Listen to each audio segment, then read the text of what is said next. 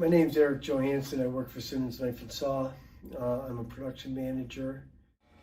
How long does it take to be good at your job? That's on a person-to-person basis. Primarily, it's how long they pick it up, but typically it's anywhere from 1 to 2 weeks, and they should have it down pretty good. One question that I have for you guys is how long does training take in order to operate a machine? There is no background needed. We can do all the training right here. We can teach you. Mechanical skills may be helpful, but there's really no background needed to do this job.